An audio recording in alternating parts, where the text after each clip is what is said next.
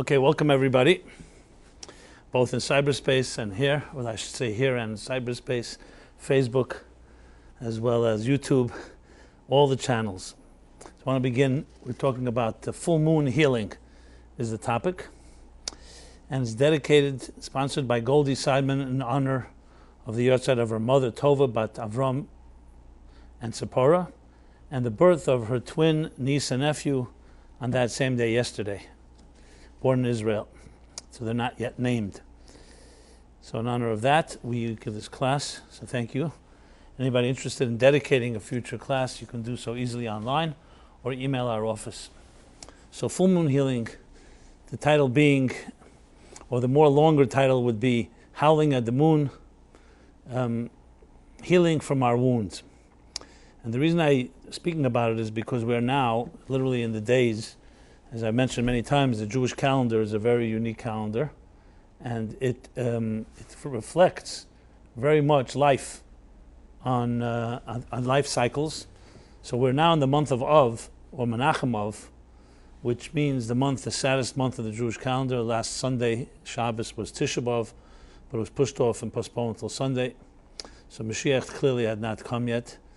And but what's fascinating is that this 9th of Av and the 10th of Av, which are such sad days, reflecting the destruction of the temple, but that leads into another day which will be this Friday, the 15th of Av, which the Talmud, the Mishnah says that there were no great holidays as great as the 15th of Av and Yom Kippur, which immediately begs the question, why the 15th of Av?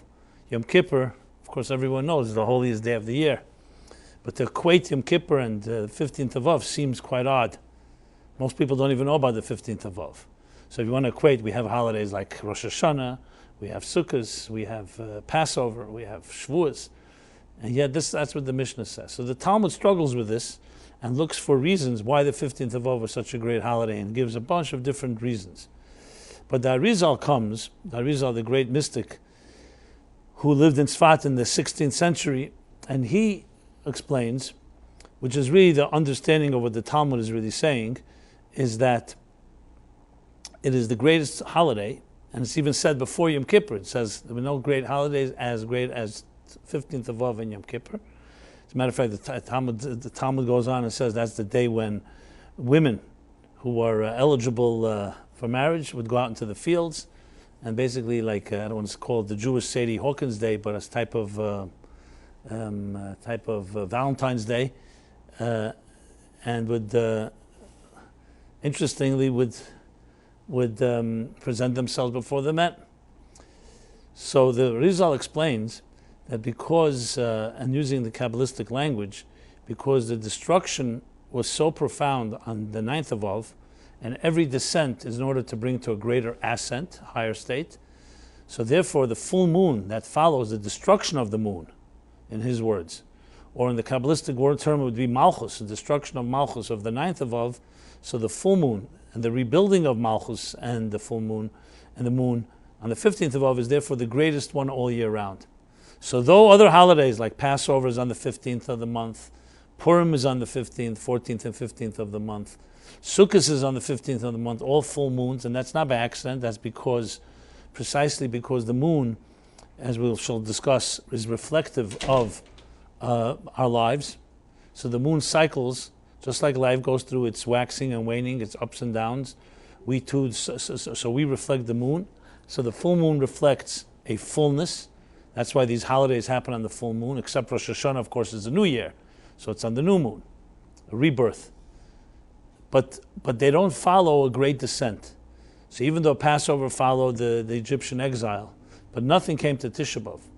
So the full moon that follows Tisha B'Av is in a sense fuller than all the other moons, not necessarily physically, but spiritually and psychologically and emotionally.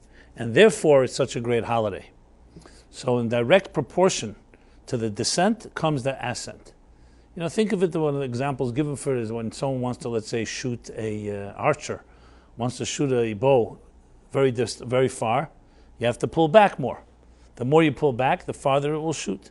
So anything that, another example given is when you see stones that fall off a wall, the farther the stones fall, you know, the higher they were up on the wall.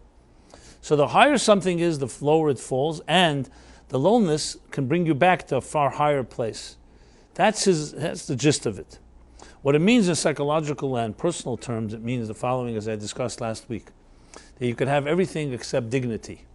A person could be brilliant, their mind is brilliant, they can have very sensitive emotions, they can be wealthy, they can have everything one can dream for.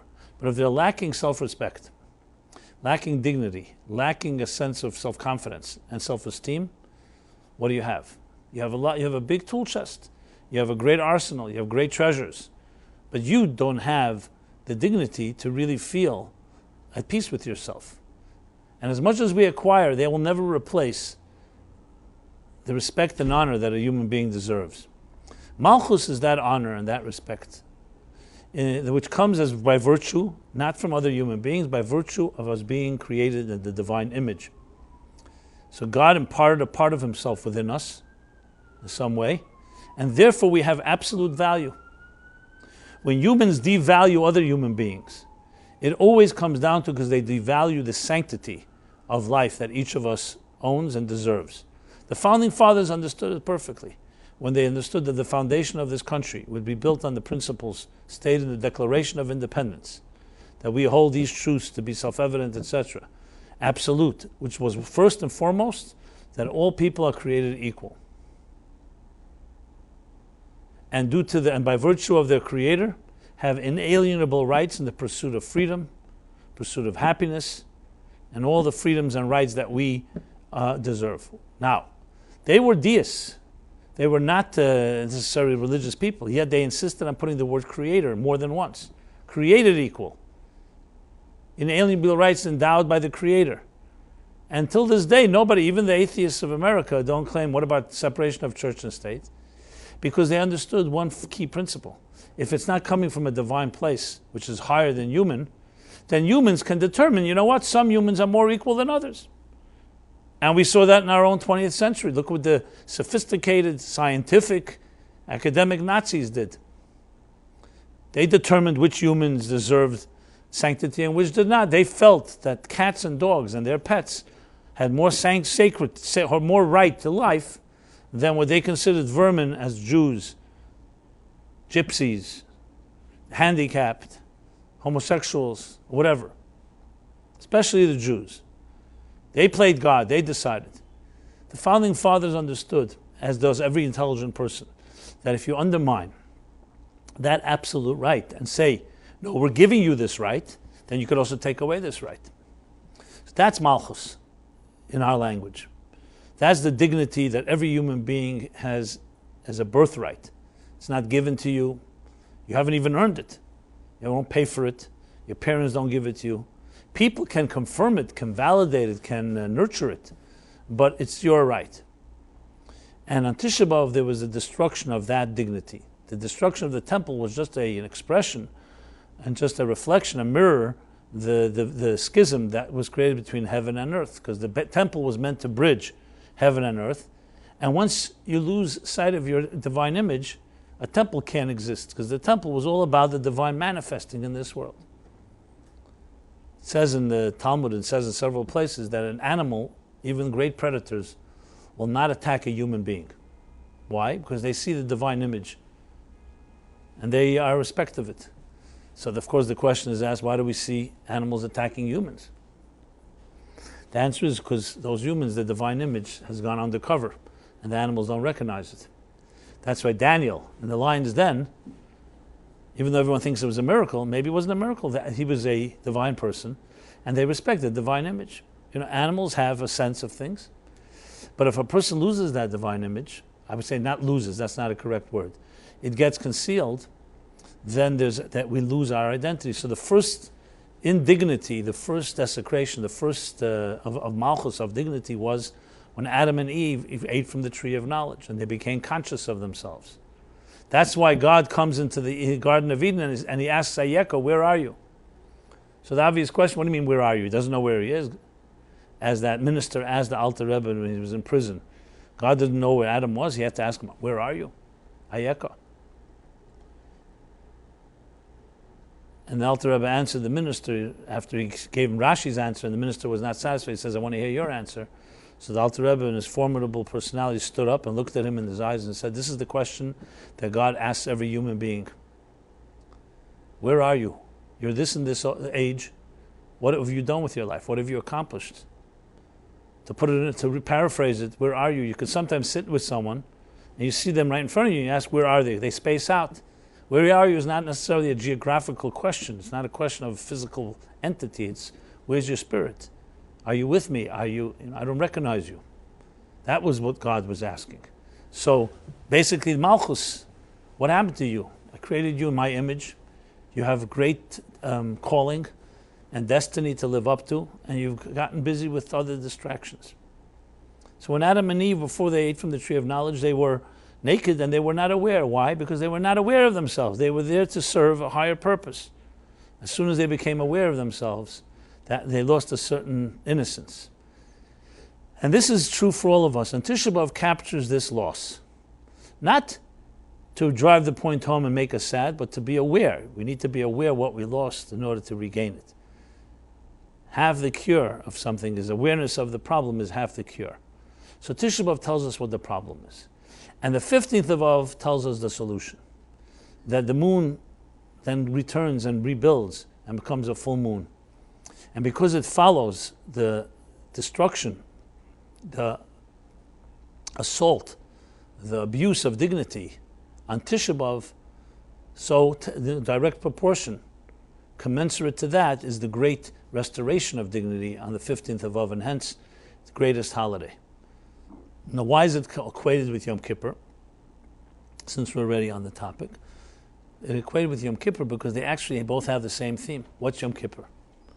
Why is Yom Kippur the holiest day of the year? I always ask this question to scholars, to lay people. Most people say, that's what God chose. It could have been a different day of the year. Yes, of course it could have been a different day, but there's a reason. The reason is because Yom Kippur, like 15th of Av, came after destruction. The Jews received, just to show you how the Jewish calendar is so elegant and sophisticated. The Jews leave Egypt, we know, on the 15th of Nisan, in the year 2448 from creation. They leave Egypt and they take a trip of 49 days until they reach Sinai. So 50 days from Passover, the second day of Passover is Shavuos. At Sinai they receive the Torah. Okay? A little while after that, they build the golden calf. Not just a little while, 39 days to be exact. Moses comes down from the mountain and sees what happened. He shatters the tablets. What day is that?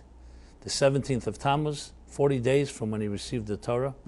And that becomes the first fast day, and becomes the day that later would be the time when the Babylonians and the Romans, different opinions about the Babylonians, would scale,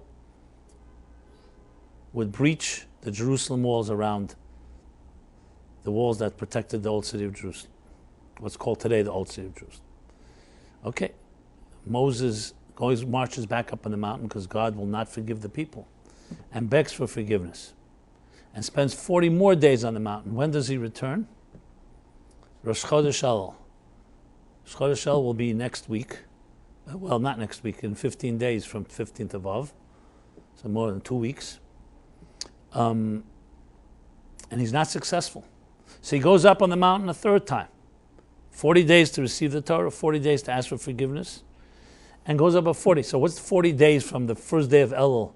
What's 40 days later? Yom Kippur. And this time he prevails. And Yom Kippur night, right after Kol Nidre, what do we say? We repeat those words 3 times. Vayomer Hashem. God said, Salachti kidvarecha. I have forgiven them, God says, as you have spoken, as you have requested. So Yom Kippur is essentially the same theme as the 15th of Av. That what? That after such a betrayal, and after such a recreation of the sin of the tree of knowledge, which is again just the abuse and destruction of dignity, after all that, exactly 120 days from when they received the Torah, 170 days from when they left Egypt, comes the holiest day of the year, because it's the birth of hope. So to say that you have a good life, that's a great blessing. To receive a Torah is a great thing. But to receive hope after loss, to receive dignity after dignity was stolen from you, to rebuild after things were broken, is the greatest achievement of all. Because it means there's nothing that can destroy you. That's the key to indestructibility. So though they're obviously very different type of days, the 15th of Av is not commemorated through a whole day of prayer, and we don't know about it the same way, but in the theme of it, it's the beginning of what later would become full-blown Yom Kippur. Because remember, technically the 15th of Av, Moses was on the mountain still begging for forgiveness. But in a certain way, the birthing of what would come Yom Kippur is birthed on the 15th of Av because the full moon was an indicator. And that's why you'll find in the Talmud, it says that one of the things of Tuvav was when the Jews in the wilderness knew that they were the plague that caused them to die. Why? Because they complained on Tisha B'Av, the Meraglim, B'chiyah, L'deres, they cried that night when the scouts came back with a bad report. So the first tragic event that happened on the 9th of Av, Tisha B'Av, was the scouts' bad report and causing the Jews to not want to go to the Promised Land. And God said, you cry tonight, you'll cry for generations to come. And that day becomes a sad day. And when is that Gezerah, when is that decree over? On the 15th of Av, in the last year when they were in the wilderness. So the 15th of Av already has signs, starting with the moon itself, of the healing. And that's why it's a holiday equated to Yom Kippur. Okay, so that explains that. But what we need to address here is something far more personal, is how can we take this and translate it into a healing system for our own wounds and scars? You know, healing plays a very big part of our lives, right? Plays a very big part in our lives. You know, we all have our wounds, physical wounds, psychological, emotional, and so on. I don't think I have to remind anybody of their wounds. We all know of our different wounds. And they take on many different shapes. You could fill in the blanks. Some of them are more serious than others. Some are more imagined than others. But a wound is a wound. Even if you have fears that are not based on anything, baseless fears, it's still a wound. Perceived wound. Maybe you think you're weaker than you are. In most cases, that's true. But the point is that we all have our wounds. Now, in that sense, we're all equal. Now, not equal in the wounds, but we all have wounds, that's for sure. Where there's the real divergence takes place is how we deal with them. That we are very different from one end of the spectrum to the next. Some of us deal with it, or many of us deal with it, most of us deal with it initially through what's called the big D, denial. We ignore it. We avoid it. We minimize it. Until we can't. And when we can't, we again have many different approaches. Some people, many of us, gravitate towards the easy approach, whatever's easy. Because we're not interested in intense and heavy and long-term solutions. The classic Howling joke that's used in the healing circles today. A guy loses his keys. He's looking for them. His friend, his neighbor comes by and says, let me help you look. Let's retrace the steps. Where did you lose them? And he points 100 yards away. So why are you looking here? He says, because here's where the light is shining. Okay? So we look for problems where it's easy to look for them. We don't necessarily look for them where it's uncomfortable to look for them. Or another joke, just to drive the point home, to bring a little lightness into this heavy topic. Two guys go to a foot doctor. They both have sciatica and some type of pain in their leg. Same pain, the same leg. The first guy goes in. His friend is waiting in the waiting room, and he hears yelling and screaming, because that's really painful. The doctor's checking him out, so he's really yelling. And he's like dreading the moment that he's going to go in and have to go through that. His friend finally comes out. He's like, sweating and in pain. And as I said, the doctor gave him a prescription, but it's really going to be painful. Just brace yourself. Anyway, he decides this. The first guy, after he's finished, he waits in the waiting room to see what's going to happen, and then they'll both go back home. The other guy goes in, and he's waiting. The guy in the waiting room now is waiting to hear what's going to happen, and it's quiet. He can't believe it. Such self-control. His friend doesn't have any pain, not feeling it. He's not yelling. Anyway, a few minutes later, his friend comes out, smiling. He says, what happened? He says, we have the same pain, same leg. He says, I showed the doctor my other leg. So, of course, there was no pain there. Now, so he thinks he won something. This is what we often do.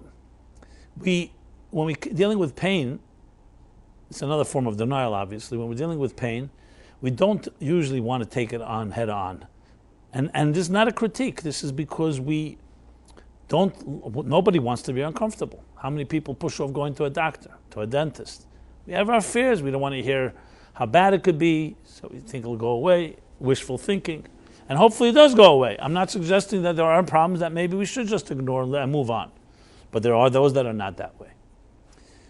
So once you start engaging in healing, again, you have people who go for magic tricks, people go to psychics, healers of all sorts. And everybody has different attitudes. Some have developed cynicism and don't believe in any type of healing. I'm not going to go through the list of all the different bizarre and sometimes even comical interventions that we all go through in trying to find some relief. Now, when it comes to physical things, I'm not here to talk about the physical problems. They're in some ways empirical and physical medical issues. I'm not saying that also we have our denials and there's also complications, but somewhat more tangible. When it comes to more psychic issues, what I mean by that is psychological, emotional, we all know that gets far more complicated. Because now you're dealing with your own subjectivity involved and your own blind spots and things that are much closer to home. Though many of us don't want to hear that we're diabetic or we want to hear that we have some deficiency in vitamins or in minerals that we need to supplement, but it doesn't come close to when a person has issues with their own phobias and fears and sexuality and confidence, malchus, dignity, shame. That opens up a whole new series of challenges, which here too, many of us just really never deal with real issues because it's just too uncomfortable. And then questions of trust. A doctor, at the end of the day, a medical doctor. So you may not trust every doctor, but doctors that are trustworthy and they know what they're doing. Specialists, surgeons, different professionals in different fields and so on, specialties. But when it comes to psychological things, you have people who are therapists who are abusive. There are people who are judgmental. You feel criticized, you're vulnerable, and then you get betrayed. There's all those risks. Again, that doesn't mean there aren't very good therapists out there, but many of us have been hurt by them even more than we were hurt in the original problem. So it opens up a whole new can of worms. I'm just pointing out all these difficulties because I wanted to point out that healing is not a simple matter. So we have our wounds, we have our scars, but what do you do? Do we have a guide what to do to deal with our issues? God should bless us, we shouldn't have issues, but we all do have issues, that's a fact. What guide? What's the guide? So I think, and that's what I want to submit here, that coming from the Torah, especially the mystical, the Kabbalistic, and taking this 9th of Av and the 15th of Av, it can be developed into a fascinating and I would say time-tested, it's almost 4,000-year-old system of healing. So I laid out before why the 15th of Av is such a great holiday. It's the ascent, the full moon, the restoration of dignity that comes after the assault on dignity. But how can we translate it into something that is more personal and actually can help us, each of us in our own way? So here we have to go a little deeper into our relationship with the moon and really our relationship with our own malchus and dignity. Because at the end of the day, even though psychological and emotional wounds and scars have many variations, but mostly can be summed up that they're somewhat connected to the moon within us, to the malchus within us. They're associated with self-confidence, respect, honor, dignity, a sense of uniqueness. Because whatever happens in a person's life, what's most compromised when we, let's say, grow up in a dysfunctional home, or people have invalidated us, or we've been betrayed, or we've been abandoned. At the end of the day, what affects us most? Our self-esteem, our sense of self. Children of divorce, children that have been hurt in one way, they blame themselves, they say, I didn't deserve better. That's one of the big sentiments. I don't feel I deserve better. I feel I'm worthless. So however you twist and turn it, all the different causes, it ends up being what it affects most is our sense of self, our malchus. Because you can find people, as I said before, that are completely dysfunctional, but they're brilliant. They could be making a lot of money. They could be extremely successful, intelligent, geniuses even. And some of them are geniuses because they developed a genius to survive. You have people who are very emotionally sensitive, emotionally in tune. As a matter of fact, people who've been hurt are usually their antenna is up very seriously, and they're very sensitive to con artists and to truth and falsity. But dignity, malchus, is the one that's most compromised. So using the Kabbalistic structure of the 9 spheres, the nine can be pretty intact. I'm not saying, obviously, a person has low self-esteem, they may not be able to apply themselves with the same focus, but we can escape behind the mind. How many people use their minds to hide behind and find excuses for everything they do? And I'm saying even emotionally, even our emotions may be messed up, but it doesn't mean we don't have them. But dignity lies at the heart of the drive. You don't want to wake up in the morning, you know? You're not feeling good about yourself. You don't want to see people. You don't want to go out. You don't want to do things. You want to find someone to marry.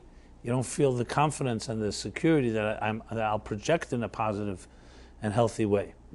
Do I deserve to find the right person? And how many of us live up to our own self-fulfilling doom prophecies,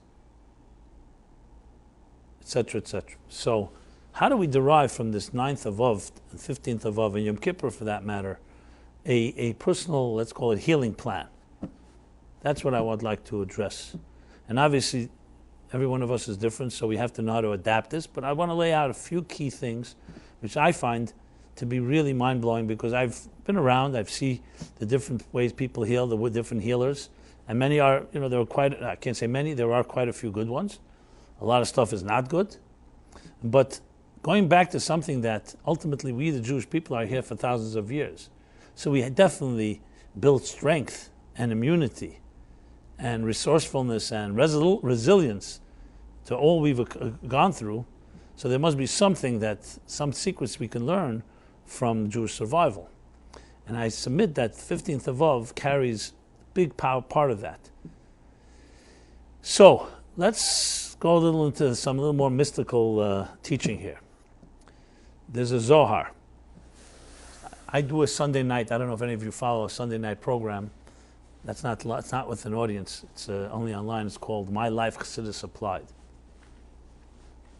It's taking psychological questions that people ask from all different sorts, an anonymous forum, and you're all welcome to submit to that. And I take different questions and answer them. It's a little more advanced in the sense I use more texts and I use more of the language from Hasidic thought. But the ideas are very universal, and anybody is welcome to listen to it. It's every Sunday, 8 to 9 p.m. And it's archived. You just go to our website, meaningfullife.com, and type in My Life, and you'll find. I did already. I'm up to episode 128. The reason I mention it is because a few months ago, one question was asked about wounds and handicaps and so on. So some of what I'm going to say here has been summed up there, but I will elaborate here a little more on the topic. I'm just cross-referencing here. So there's a very mysterious, cryptic Zohar. The Zohar, for the record, is the classic Kabbalistic text authored by Rabbi Shimon Bar Yochai approximately 2,000 years ago, Talmudic time. And in it, in the beginning of chapter Vayeshev, the Zohar is structured around the chapters of the Torah. So there's 3 volumes of Zohar. In volume 1, in the chapter of Vayeshev, Vayeshev is the chapter where Jacob is already returning to Israel and in the hope of living in peace after 20 years suffering under Laban, and then having to deal with confronting his brother, his twin brother. He wants to live in peace, but that's not meant to be. And sadly, his favorite son Joseph is, due to the jealousy of his brothers, they want to first kill him and then they sell him into slavery, and they tell Jacob he died. He was killed by an animal. So it begins another sad chapter. But it's obviously the theme is about the suffering of a tzaddik. It's a very big question. Why should a righteous person have to suffer like this? Why should anyone have to suffer? And the Zohar tackles this issue, but the Zohar, being a book, a mystical book, it's somewhat cryptic. And it talks about this issue of why the righteous suffer. And I'll give you the general gist of what the Zohar says, and then I'll elaborate. So the Zohar, as I said, will be somewhat cryptic, but this is more or less what it says.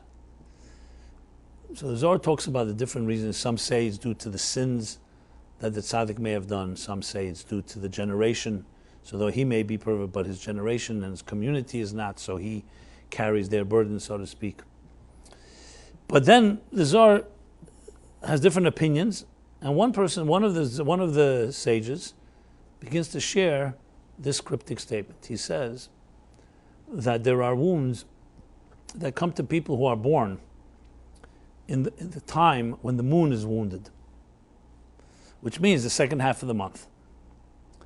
So there's in the Torah language, in the Talmudic language and the Zohar's language, there's a thing called Pagam Halavon. Pagam means a wound, the wound of the moon. What is it referring to? It's referring to the biblical episode where on the fourth day of creation God created two luminaries, the sun and the moon, and then the moon complained and said, you can't have two kings with one crown. You made us both kings. You can't have two kings with one crown. One crown for two kings. So God says, this is a Talmudic story. So God says to the moon, if that's the case, you have decreed upon yourself, diminish yourself. So there won't be any more two kings. Only the sun will be king. And from then on, the moon becomes diminished, and it receives its light from the sun, and becomes what's called the smaller luminary. So from Earth's point of view, we have the sun, we have the moon. And there's so much literature and lore that revolves around the sun and the moon. But in Kabbalistic thought, going back to this Zohar and other places, this is a very key element to the way we understand the cosmic system. As I said, I'm going to elaborate, but I'm first giving you what it says. So the Zohar continues and says, so therefore the moon has its moments of growth and has its moments of waning, waxing and waning. The first half of the month is a positive side of things. Why? The moon is growing. It becomes a full moon. Now we know all this is based on the cycles, the quarters, and the angle that the moon is always full and the moon is always dark when you're in outer space. But from the perspective of Earth, the angle of when the moon and the sun, the full moon is when there's the perfect like triangle. So the moon is reflecting like a mirror, the sun and the Earth is here. And the other quarters is where the moon's going through its different cycles. And those cycles, the moon is either, we see more light of the sun reflected on the moon, or we see less light. So the second half of the month, the moon wanes until it almost disappears, or it does disappear. Only to be reborn again, which we call Kiddush HaChodesh, Kiddush HaLavon, HaChodesh HaZelachem, a new moon.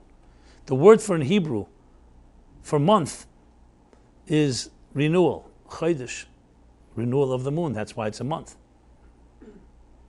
Remember, the first of the Hebrew month, the Hebrew calendar is a lunar calendar, as opposed to our Gregorian calendar. So January 1st, or August 1st, or September 1st, there's nothing that you'll see, nothing happens. Because this solar year is not divided by months. The months are just a convenience. January, February, March. Nothing happens on February or January 1st. In the lunar calendar, the exact opposite is true. The first of the month is always the new moon. And the 15th of the month is always a full moon. So we actually have a connection to nature that the solar calendar does not have. There is a solar plexus, there is a certain solar cycle, but it's not as quite obvious, and it's not on an ongoing basis. So when you look out in the sky and there's no clouds, you can know what day in the month it is, or at least approximate. The full moon is the 15th of the month.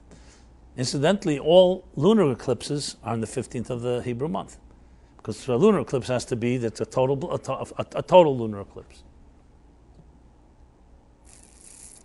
So So the moon has its whole mystique to it, which I'll elaborate. But going back, so he says there in the Zohar that the second half of the month, when the moon is in its wound, because when is most obvious the wound of the moon? The second half of the month. The first half you don't see it quite obvious, even though it's still going through changes, but it's not in a diminished state. You don't see it waning. So the waning moon, he says, that's when anyone born in the second half of the Hebrew month is going to be born with a wound. That's what he says. Except, there's an exception, a qualification, that prayer can avoid that wound. Now, if you literally, you can actually derive from that the people with handicaps are born the second half of the month. I didn't do any research to see if that's the case, if there's anyone with handicaps that's not born in the first half. But as I said, the Zohar qualifies it already, so it's a little more sophisticated than just the day of the month, because prayer can change things. So there's no such thing as predestined. So really, I would prefer to take the Zohar more metaphorically. I mean, in other words, not so literal, but rather that a wound is associated with the wound of the moon. That's correct. And more importantly, who doesn't have wounds? It's true, some people have, God forbid, more obvious handicaps. But is there someone on earth that does not have a wound, one way or another?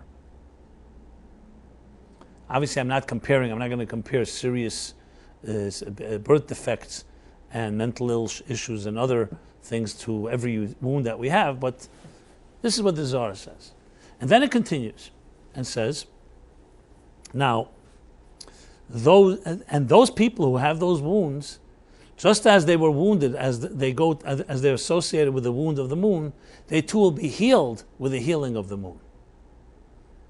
So as the moon will go through a healing and reach its fullness, especially in the Messianic age, when the moon will become again like the sun and will be repaired, there's diminishment.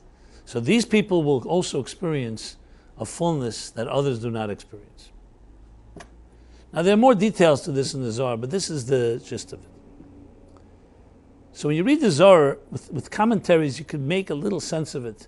But then comes the Alter Rebbe, Reb Shneir Zalman of Liadi, and I believe the year,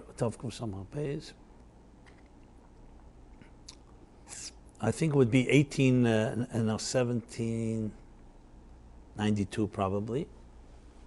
He delivered a discourse on Friday nights, those years.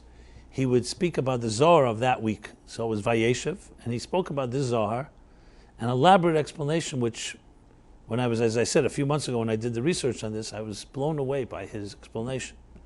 Because he goes into a detailed explanation that can be used, that takes the Zohar and deciphers it into a real system that relates to us. So briefly, what goes like this. First, let's go back to the relationship that we have with the moon. What is this moon connection that we have?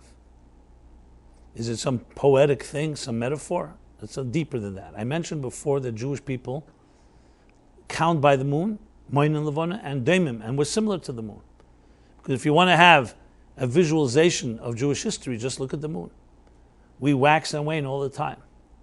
Come to the brink of extinction, only to be reborn again. It's not consistent. The nations of the world, there are nations that there's a consistency. But with the Jewish people, they're always to a point where how many times have obituaries been written for the Jews? Every empire we've been part of, we've been subjugated to, almost to the brink of extinction. And of course, Tisha B'Av, destruction of the two temples. Who knew what would happen afterwards? But renewal yet again. You see this time and again. The truth is, the human race in general associates with the moon because the moon is a reflection, as I said, not of a consistent power like the sun, but the fluctuations and the vicissitudes of life, the ups and downs. And the moon, in Kabbalistic terminology, is Malchus. Let's go back to the dignity part. And that's the part of us that's hurt most. The wounds that we incur in life affect our Malchus, affect our dignity, our honor. So therefore, when the Zohar says that the wound of the moon is connected to the wounds of people are connected to the wounds of the moon, it's very obvious why. When you read the Zohar, it doesn't state that specifically, but based on this discourse I'm referring to, and based on this explanation, it's very clear. The moon is, we human beings are somewhat, we have a symbiotic connection to nature in general, but the moon particularly is a reflection of our own shortcomings. So the moon provides for us all kinds of lessons of how to get beyond them and how to heal from them. So think of it this way. The earth could not exist without the sun, without solar energy, without the warmth and light of the sun. And yet, the sun does not have the same mystique as the moon carries. Like you'll see two people who love each other, you're not going to see them staring at the sun, but you see them gaze at the moon, right? The moon is night energy. In Hasidic thought, sometimes called intimate energy. It has its own glow. It's not just like a mirror of the sun. It has this grayish, silverish halo, an aura. And you see it's captivated poets and writers, even to the point of the werewolf, full moon, howling at the moon. The moon has its effect on the tides. It has effect on plants, has effect on much of the animal kingdom. How the moon affects the oceans and affects life on earth. And if you study it, you see that the moon has its mysterious connection with us. And as I said, on a very basic level, there's something about the moon that we relate to very deeply. Man was always obsessed with landing on the moon. So, on a deeper level, the reason we're connected to the moon, because the moon is us. It's like an image, it's a reflection of us. And its shifts and changes are very much the way we shift and change. Especially, and this is interesting, if you talk about solar and lunar, in the Kabbalistic and Hasidic literature, it talks about them as being masculine and feminine. So the moon is far more feminine, and the cycle of the moon is very similar to the cycle of the woman. So though I said it's the whole human race, but women are even more in touch with these cycles than men are. And therefore women also can be wounded more than men in some ways. But the truth is all men have a feminine side just as all women have a masculine side. So this is not exclusive, it's just speaking about it more in an archetypal fashion. Okay. So when you look at the story of Genesis, it talks about the diminishment of the moon, as I mentioned.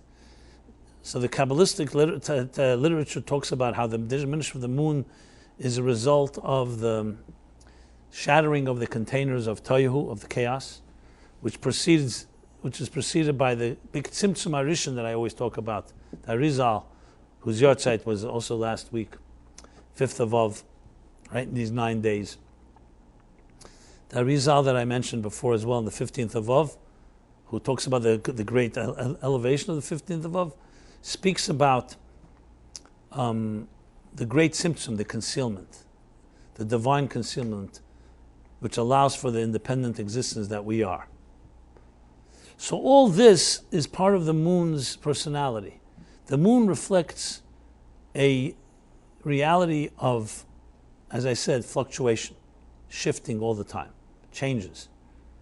So you look at a cardiogram, you look at our breathing, our heartbeat. These are all cycles. They're all like lunar cycles. And then there's another point to it, which is, in the words of Hasidic thought, is the concept of the giver and the recipient, the initiator and the container. The sun is a mashpia, it gives off light. It's a source of light. And the moon is a recipient. But as it receives, it doesn't just receive, it changes the entire transmission. So the moon's reflecting the sunlight, but as I said before, it has a whole different impact on us. It's not just diminished sunlight. It's not just reflective sunlight. It has the impact on us in our own, the moods we have. The night is different than the day, the effect of the tide, and the other systems that I was addressing before.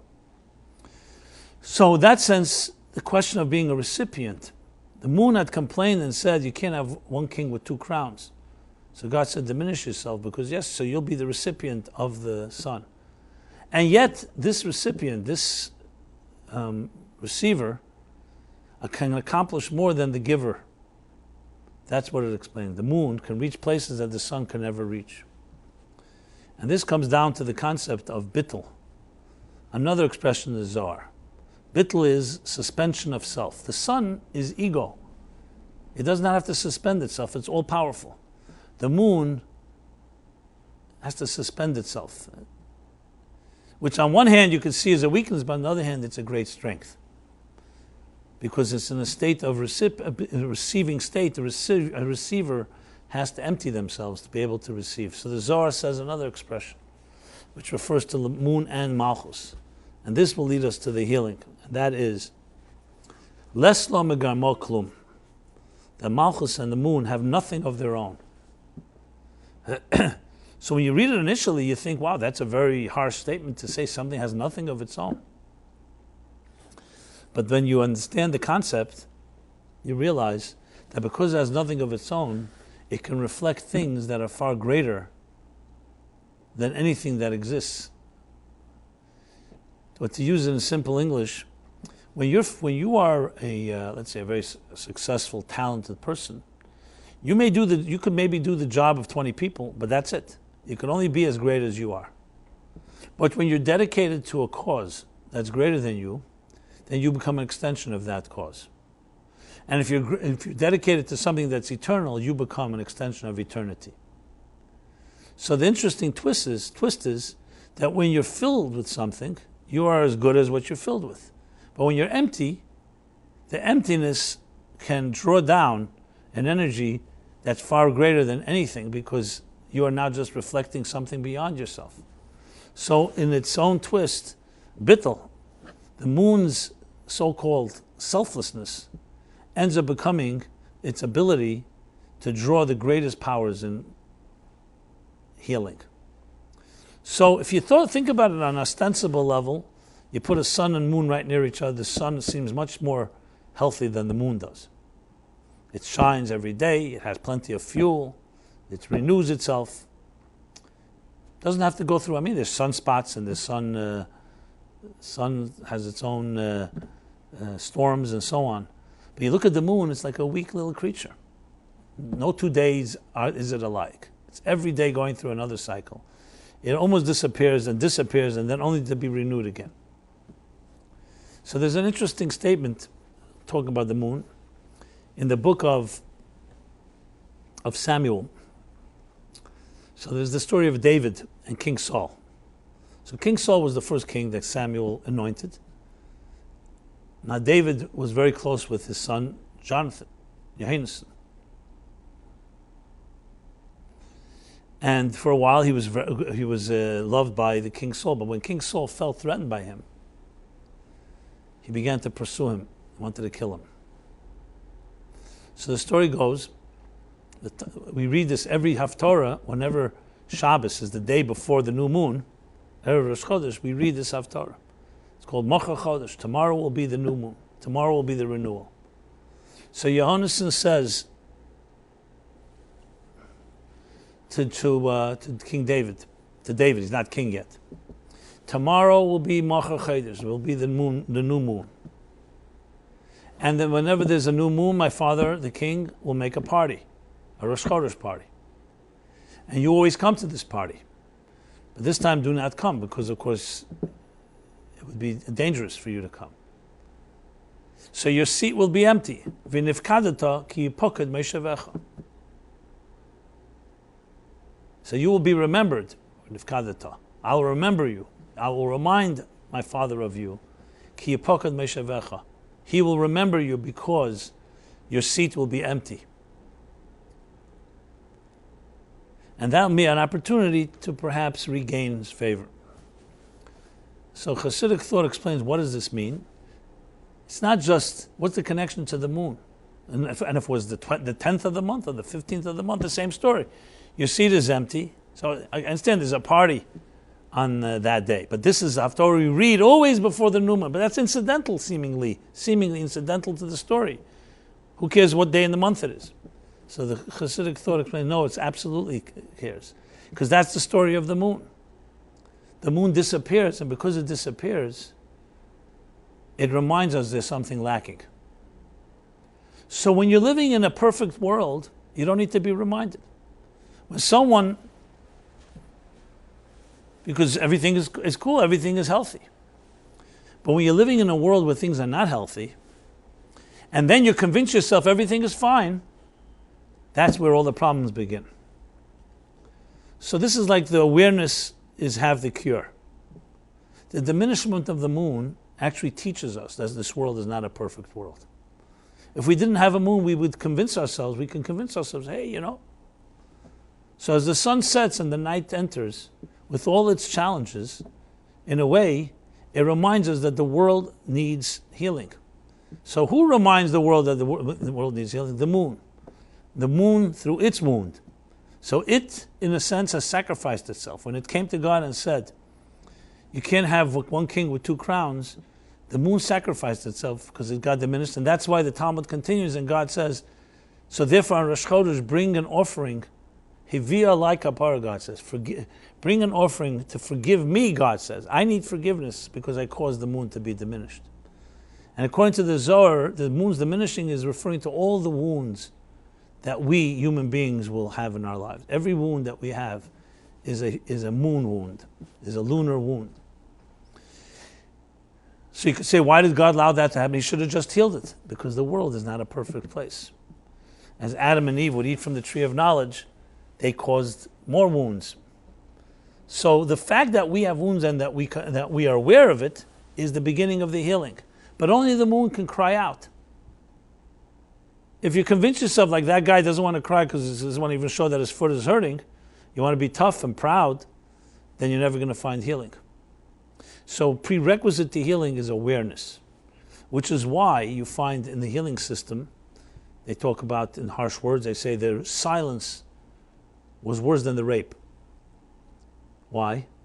Because the crime can be terrible, but if you don't have the validation that you're allowed to cry about it and that you can reach out to help, and they say nothing happened, that's far worse than the original abuse, because it means that the infection will now fester and as if there's nothing there. What are infections at the end of the day? They are problems that are not being dealt with. What's the first thing you do to heal an infection? You expose it to fresh air.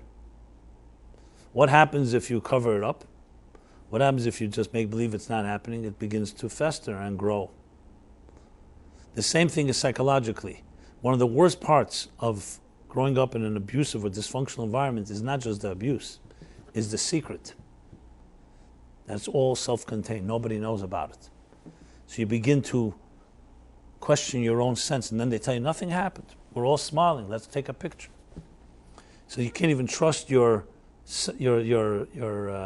sensitivity. You're being desensitized to what a problem is, and then you grow older. You say there was no problem. That is far worse than the original problem. So the fact that the moon yells out every day, when we look at it, there's a problem. I'm fluctuating, and I go from I wax and I wane, is itself the beginning of the healing process. It's not the full picture, but that's step one. Step one is the awareness. The awareness. We break a cup, right? We shatter a cup under a chuppah, which seems like a strange custom. The height of two people's lives is the wedding ceremony, because even if, God forbid, the marriage may not always work out perfectly, but at the wedding ceremony, usually it's as good as it gets. Honeymoon didn't even begin. And right there, we have to be reminded, no, don't get too cocky. Don't get too happy. We have to shatter a glass to remind us that the temple was destroyed. You can't wait till after the wedding, till after, let's say, after the meal, before the meal. Right at the high point, just finished literally the ceremony, Sheva Brachas. No, we got to break a glass. Can't forget Jerusalem. We have to remember that the world is broken. But when you think about it, it's actually an unbelievable custom. So you hear all the different jokes of the different speakers, the rabbis that explain why the glass is shattered. Some say, that next time if you just remember this, also remember that if something breaks in your life, yell out Mazel Tov. That's one thing people say. Others say maybe this be the only thing that will break and nothing else should break. There's all kinds of different...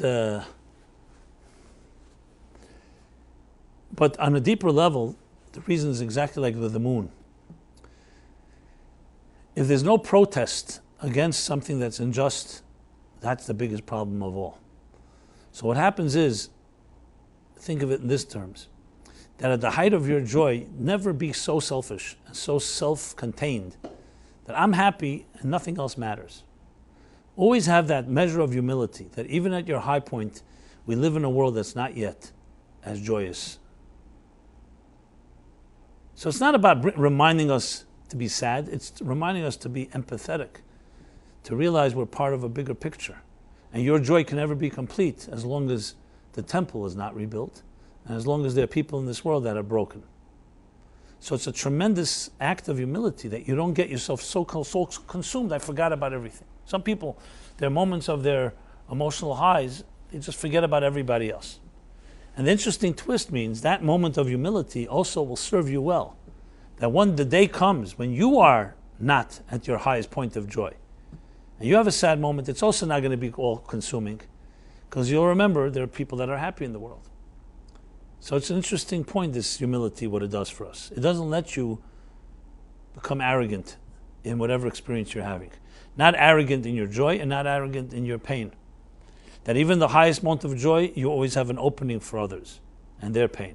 And even your highest point of pain, there's always an opening because there's joy in the world and it's not all terrible. Because in a strange way, it's an inverted form of arrogance to say, you know what, my life is horrible, no hope. And we say, how do you know there's no hope? I know. Where do you have the arrogance to say that there's no hope? Why are you so sure? So arrogance sometimes takes the shape of being pompous and overconfident, but sometimes takes the shape of being self-destructive. That I know my life is miserable and that's it. Nobody can tell me differently. So in a sense, you're so consumed and so convinced. So humility is the secret of the moon, the world of Bittul. That's how the discourse explains it and other discourses, that the moon reminds us of Bittul. The sun would never remind us of Bittul. It's not its role. The sun is a teacher. It's an educator. It's a transmitter. Who reminds you of Bittul? The person who's simple, the one that doesn't seem to have everything. So it's the one that's wounded. So even though a wound is not a pleasant thing, but the wound reminds us the world needs healing. And therefore this moon begins to reflect everything because it's not consumed with itself. It's less law, doesn't have anything of its own. So what does it begin to have? It begins to draw from other places. It recognizes I need support from other places. So that brings us to the step 2, which is the moon's becoming full again. The sun will never go through a stage of being empty and being full because it never gets empty. The moon becomes an empty cup. An empty cup draws everything into it. So when the moon grows and becomes full, it brings healing not only to itself but to all those that experienced its wound.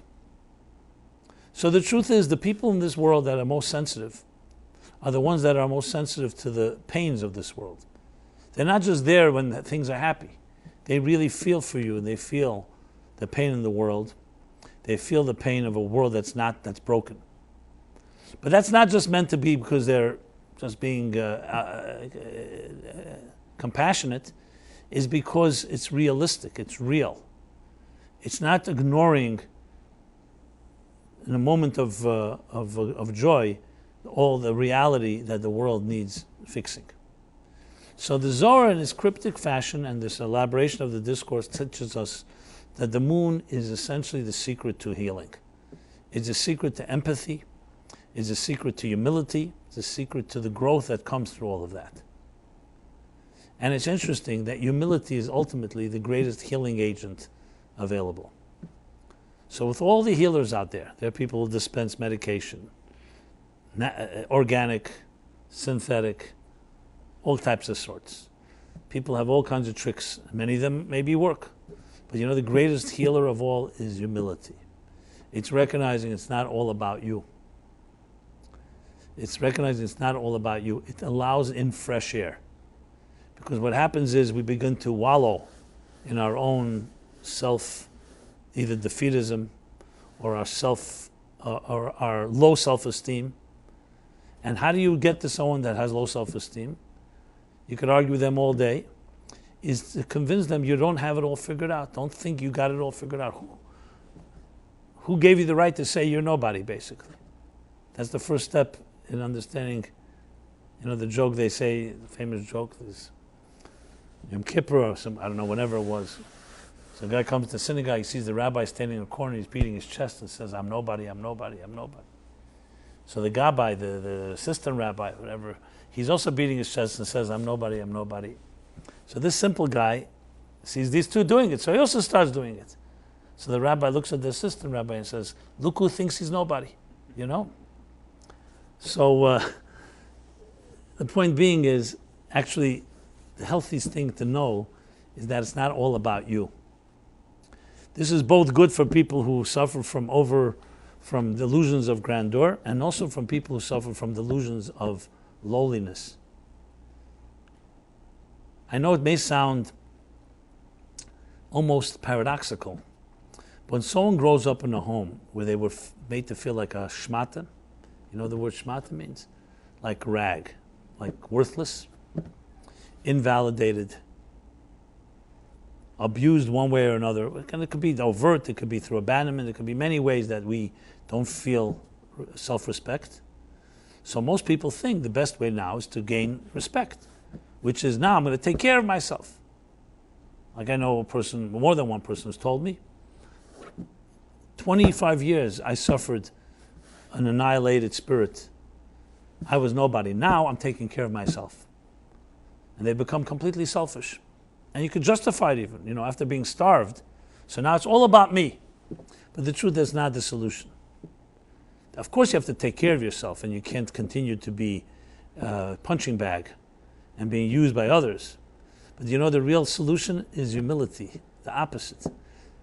Because that's not humility what happened to you when you're invalidated. That's destructive. That's just demoralization. What I'm talking about, bittul and humility, is achieving greatness. It's the opening up yourself. It's like the person who climbs the mountain, and today they see a small horizon. You climb tomorrow, you see a big horizon. That's bittul. The awe of something far, far greater than yourself. And something that lifts you up there. So let's distinguish between the two.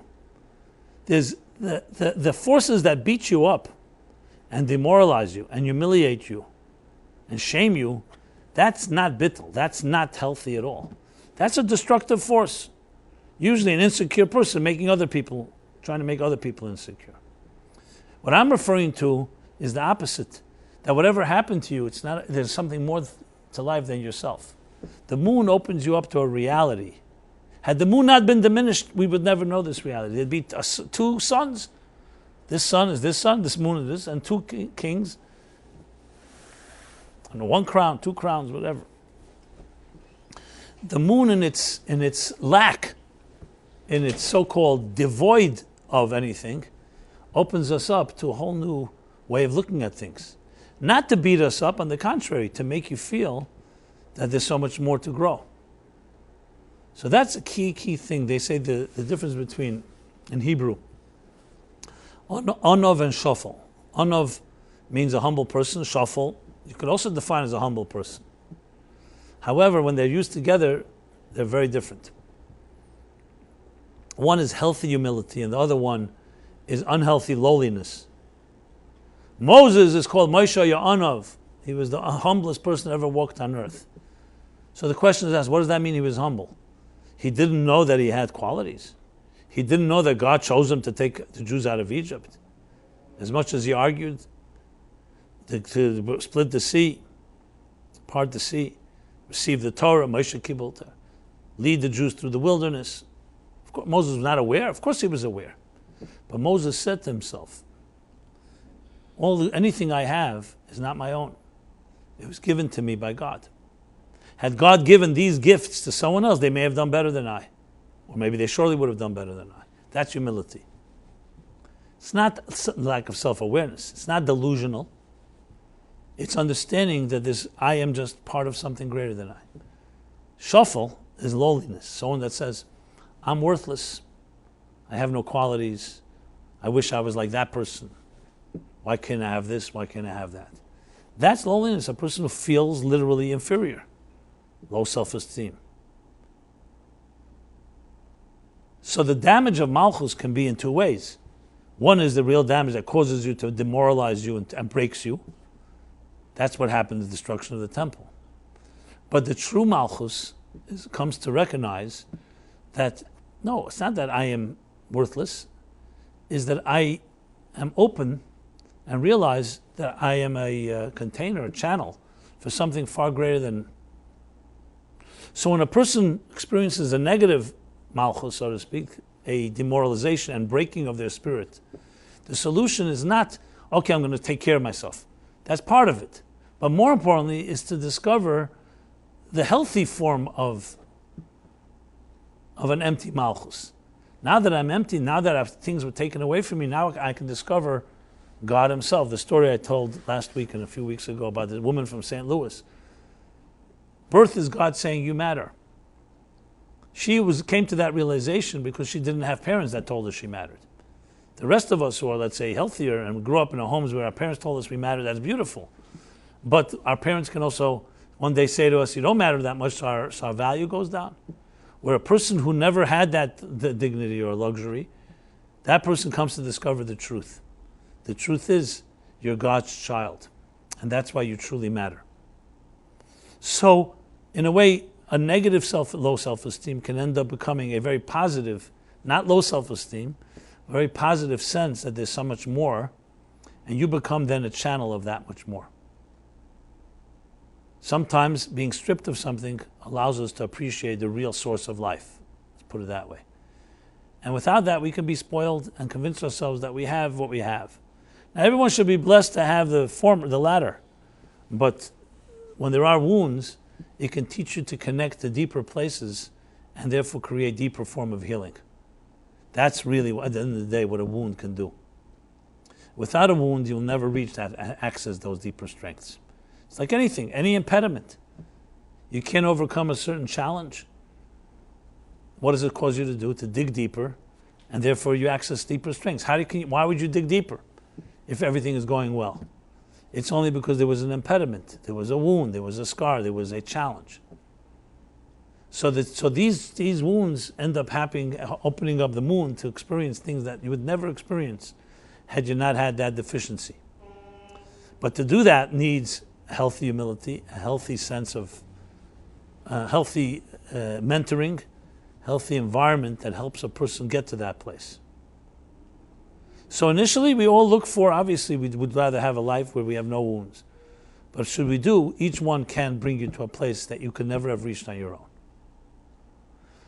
So in the final analysis, that's what the moon teaches us. Much more than that, but also that. And therefore it has literally the ingredients of healing. The first one being getting out of your own way. Many people who have difficulties in their lives, I would say even most situations, one of the biggest problems is the person themselves, how they perceive their situation. And as much as they want to correct it, they are the problem, because either they're too proud, too sure, too convinced, and there's no opening to do anything, to create change. I mean, why do they say you need to hit rock bottom before people really change? Because it's the only thing that wakes you up to bittul, to realizing that you don't have it figured out. Now again, I wish we all didn't have to hit rock bottom, but that's sometimes the only way. Leonard Cohen puts it this way, that forget your perfect offering, it's the cracks that allow the light in. It's when there are cracks that allow the light in. Every birthing, including the birthing of the moon, will be preceded by a crack. An egg cracks before a chick comes out. The pain of pregnancy and birth pains before a child is born. Creativity is always preceded by frustration. Every great accomplishment is going to be preceded by some break. Because if a system remains in its own intact state, why would it change? It's only when something gives, something breaks, something isn't working, that causes us to look and discover something new. That's essentially really the anatomy of a wound. And that's the anatomy of the moon. So it's a new way to look at our wounds, to see them as part of who we are. I mean, they give this, this Chinese parable, not sure where it originates from, where a gardener would go every day, and in order to water the garden, he would have two pails, with water, and would walk, and then water the garden. Well, one day, one of the pails cracked. What do they call them? I guess pails, right? But something interesting happened, and the pail complained. Hey, why am I cracked? Look at my colleague. The other pail is not cracked. But something fascinating happened. When he would walk to the garden, because the pail was cracked, water would leak out of it. And because the water leaked out, on that side of his walking, all kinds of whole new series of flowers, a row of flowers began to grow. So the garden was up front there, but on the path, one side of the path had flowers, the other side of the path was just gravel. So the flowers said to the pail, had you not had cracks, we would never have grown. Because then both pails would have been intact. They would have watered the garden, but this would never have grown. So cracks can be seen in two different ways. They can be seen as a break and a negative, or it can be seen as a crack that allows something new to happen. Now, nobody welcomes and nobody invites cracks, obviously. But there's something about them, once we have them, that can be turned into positives. And if you allow your cracks to overwhelm you, to intimidate you, and to weaken you, then obviously you're not going to heal. That's why you need the humility. The humility teaches you that God gives you some things, but He may not have given you other things. Or He's not taking away other things, but He's giving you something in return that if you use it, can compensate for that which is lacking. Now, Helen Keller was a pretty wounded child, right? Could not hear, could not speak, could not see. And look what she made with her life.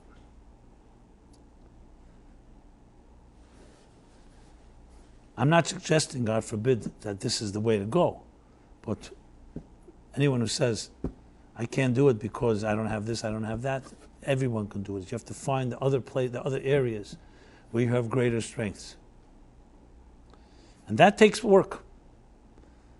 You see this with people. I know people who, for whatever reason, had a wound in their childhood. Some people had polio in the 50s, paralyzed part of their right arm or left arm. And some, the rest of their lives, they complain, are bitter, are angry. And some have developed so much strength in their other arm that you can't imagine what they can accomplish. Now, is this what we invited? We want this? No. But it all comes down to what do you do with that which was given to you. All this is part of the Tisha B'Av and the 15th of Av cycle. It teaches us that the moon, yes, the moon wanes, but it also waxes. The moon goes down, but it also goes up. And just as it gets diminished, it also grows to become full. So as we come toward this Friday, the 15th of Av, and as the Arizal said, this is the greatest holiday because, like Yom Kippur, is the restoration after loss. It creates a power that is indestructible. You can destroy something that's never been destroyed, but you can't destroy something that's been destroyed and been rebuilt, because it's gone through the fire, and that which hasn't killed me makes me stronger, as they say. So a lot of concepts you hear in the healing world are all based on this cycle, on this process. I think I laid out the general basic building blocks of this approach. I'd love to hear if you can all develop it a little further. It would be great to see this translated into real case studies and practical therapeutic models. But I think I hope I did justice to it. Maybe there's details I may have missed, but I think I did the general picture based on the Zohar. But I also find something extremely powerful, which is, I'll share with you a story. It's also connected to this week. This Shabbos is also called Shabbos Nachmu. This is again the theme. After 3 weeks, Tlosa de Puranissa, which is the 3 weeks of retribution, comes Shiva de Nechemta, 7 weeks of consolation.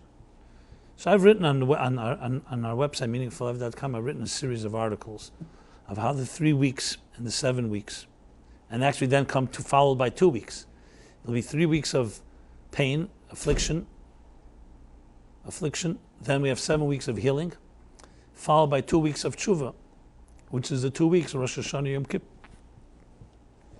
And the Haftarahs correspond, the only time of the year where the Haftarahs correspond to the period in time, not to the chapters in the Torah.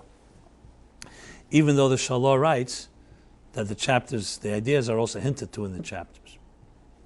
So you can look it up. It'll complement a lot of what I've said here. But I want to share this story. So Nachamu means what?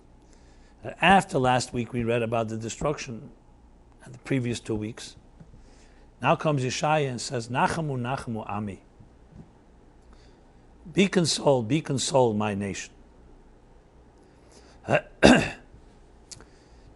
the Avud Raham, who was a middle-aged posek and codifier, one of the early codifiers and collector and gathering of Jewish customs and laws and so on, he writes, the name of a medrash, that the 7 Haftarahs is like a dialogue between the Jewish people and God, where God sends Isaiah to console the people, and the people come back the following week and saying, why you destroyed us, you come and console us. And then comes the 3rd week, God himself comes and consoles. And it's like a dialogue that goes back and forth. I've written about that as well in detail. If you have the book 60 Days, I also have that there broken down. So it's a fascinating healing, it's all part of this healing process. So the question is asked, if God at the end is going to console them directly, why did he send an agent? Why did he send a man, a prophet? So I had this question, and I talked about it one summer when we had a summer camping retreat, which we did for a number of years, the Meaningful Life Center. But I have to give you a little introduction before I tell you the details. Oh, fine. Thank you. The drink won't make a difference. I don't know, I'm just...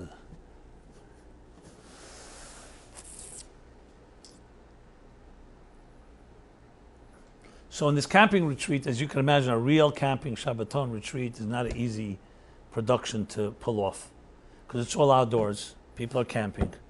There's no escape. There's no hotels around. It's in the woods. You're subject to the elements, to the weather, everything. But we finally perfected it as best as one can. I mean, everyone knew that they're roughing it. Anyone was looking for a 5-star hotel, this was not the place to come. But still, people come camping. It's somewhat an adventure. And so we had a good staff to make sure to deal with people who couldn't pitch a tent, who were dealing with this issue, that issue. We had a great outdoor caterer. The food was great. The program was great. It was really magical. I don't know if anyone's here that was ever at this event, but people that still talk about it. They still tell me, why don't you continue doing it? It's another discussion. I stopped doing it actually after the year my father passed away 11 years ago, but we did it for a good 8-9 years, I think. It was really unbelievable. So we had a good staff. So if anybody, that took care of the people, there's a good service. And we had a whole system that if somebody's really having a complaint, it's like, they didn't expect this, tent and so on, even though it can be quite comfortable if you know how to do it. So we had people who dealt with people who were complainers or who were just whatever, having difficulties. But there was one woman who the staff just couldn't handle. She was just complaining, and she was complaining and complaining. No matter, nothing was good. So they finally brought it to me, which was, I guess they were all desperate. They didn't know what to do with her. So I went to speak with her, and I mean, they were all very kind to her and nice. And I went to speak to her, and I said to her, look, we're all here together. We're all in the same boat, literally, because it was raining. And anything we can do to help you. You want to come to the meal? We can bring you the food. And she was really very, very obnoxious. So in my experience, I knew not to engage with her, not to confront her. So I said, look, we're here for you. Do it, feel comfortable. She was yelling. It was not pleasant, let's put it this way. And what could you do, So I said, fine. We're here. Anytime you want to come, we'll be here all night. So the night passed, we were on. The next day, I looked out for her to see where she's at. I saw she was sitting at the edge when we were davening the prayers. We had a big, large central tent where the meals were, the prayers. I saw her sitting at the outside of the tent on the side.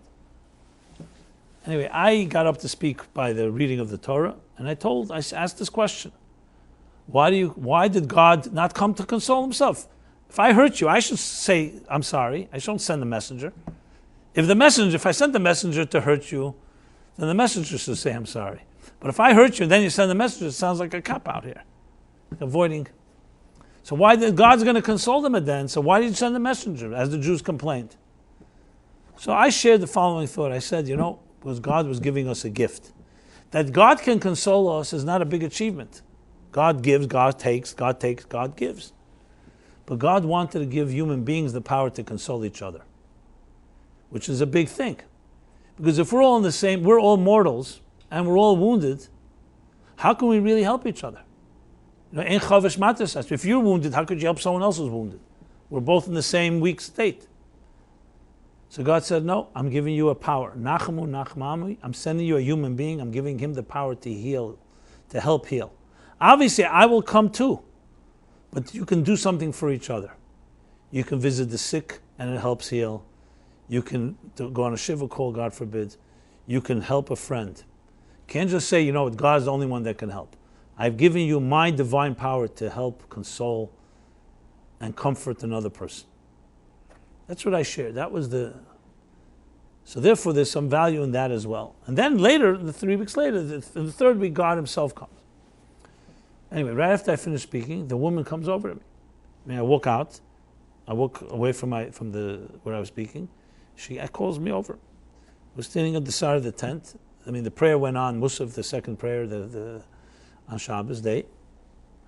And she starts telling me with tears in her eyes the following. So I want to apologize. I know I was really obnoxious last night. I know your staff was really kind and helpful. You came over. I have nothing to complain about. But I have to tell you, there's something going on that you're probably not aware. I knew there was something. I didn't know what it was. It says, today is the first yahrzeit of my son. That's why I came for the Shabbaton. He passed away last year, this day. I don't remember what day in the month it was, but so you can imagine my life, my son, my child. She was sobbing. She says, I came just to escape. I've heard of you. I've heard some of the teachings. I thought it may be comforting, and everything I was taking out had nothing to do with what you guys were doing.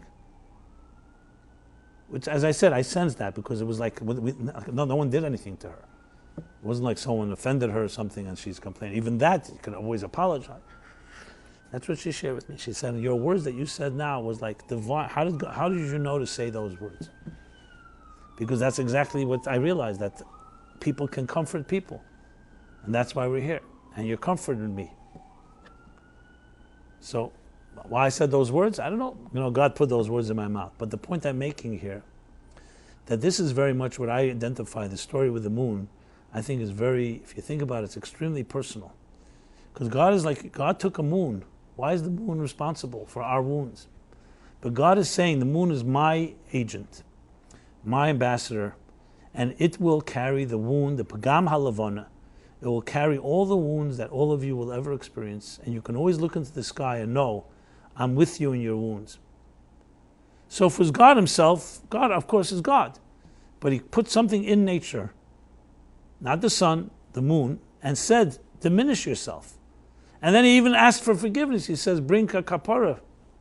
Forgive me for causing you to diminish yourself, which is really odd. Why would God tell the moon to diminish itself and then says, bring a kapara? Because God is basically saying, it's like the Talmud says elsewhere, that there are 3 or 4 things that God regrets every day. One of them is why he created the Yetzer Hara. The Yetzer Hara is the evil inclination. The inclination in each one of us to follow our own selfish temptations and indulgences. So of course the obvious question, if you regret it, why'd you create it in the first place? Don't create it and don't regret it. No, because it needed to be created. Because that's the challenge in life. God had to create the challenge. But don't ever think, I want the challenge. I want you to be stronger and overcome the challenge. That's why the regret is also an eternal thing. I want it, but I regret it. So it's like having both are there. We need it because this world is not perfect and God needs us to be partners with Him to perfect this universe. But don't ever think that I'm happy with it. It's not what I want. I want it to be perfected. I'm not looking for the wound. So the moon is a reminder in nature. When God stood, when Moses is told by God, now the Jews are going to leave this bitter exile. 210 years of Holocaust. What was the scene? How did this take place? So the Torah tells us very specifically. God took Moses outside one evening, and He said in Parsha Boy, "Hachedesh hazeh lachem," look up. This is the new moon. And it's in this month that I will take my people out of this God-forsaken country. In 15 days from now, in the full moon. Same idea. So what's the connection? Why does He have to do it at the full moon? Because the moon is the witness, the symbol. Just so we say, Hazinu Hashamayim v'sishma ha'aretz imrefi. Heaven and earth are witnesses. The moon is a witness. So when we look at the moon right now, it's the same moon, exactly the same moon that Moses saw over 3,300 years ago. I'm always fascinated by that. You travel all over the world, you see the sun, it's exactly the same sun. And it's exactly the same moon. So the moon is with us. And the moon shined and waned and waxed during the Holocaust and during the Holocaust in Egypt, and then it was reborn. And that's what God is saying to Moses. Here, look, this is the secret of the moon's renewal. And this is the secret of your renewal. So we have within us, within our existence, reminders both of the wounds and of the healing, both of the descent and the ascent, both of the scars, the pagam, and then the repair. And that's what we say when we bless the new moon every month. Shehem asidin l'schadesh kamesa, that they will in the future be renewed as you.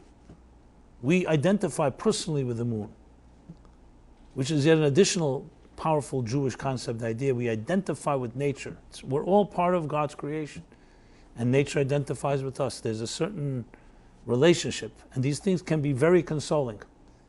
Because you look at the moon, you say, hey, here's a moon that saw the worst, but also saw the best. Here's a moon that went through the difficulties, and the Jews saw it, and they relived it, but also it became full. So we have that hope, and knowing that the wounds lead to the healing. And on a personal level, obviously, it can be applied to any given challenge and every given situation. So maybe it would be an exercise. When you're particularly sad, maybe go out like midnight or even later. Go to a beach, look up and howl at the moon. And the moon maybe will howl back, and it's a partnership. And God will hear all those howls. And that itself is part of the healing. Having someone that's with you. So even though the moon is not necessarily a human, but it's still alive and experiences things, and it consoles us. It comforts us. So this is the Shabbos Nachmu, the 15th of Av, and the messages that it contains. So I hope we could all take this and apply it to our given situations. And above all, we've had enough wounds and enough scars and enough pain. Time has come that we should only experience the fullness and the growth, only joy and only renewal. However, should there be here and there, once in a while, a little burp, what would we call it, a little setback, we have these lessons ready for us. And that's what it says, that when Mashiach comes, the moon will be renewed. And it will experience something even greater than the sun could ever experience. So may we merit to that, and we'll continue this journey in the next coming weeks. This is the first of the Shevet Nechemta, the 7 weeks of consolation and comfort. And we have the power to comfort each other. Never underestimate that. First of all, comforting others, and knowing, let yourself be comforted by others. We have a power. It's a divine power, and we have to use it. So God bless everybody. that we all be comforted in our challenges, our difficulties. And until next week, everybody be well.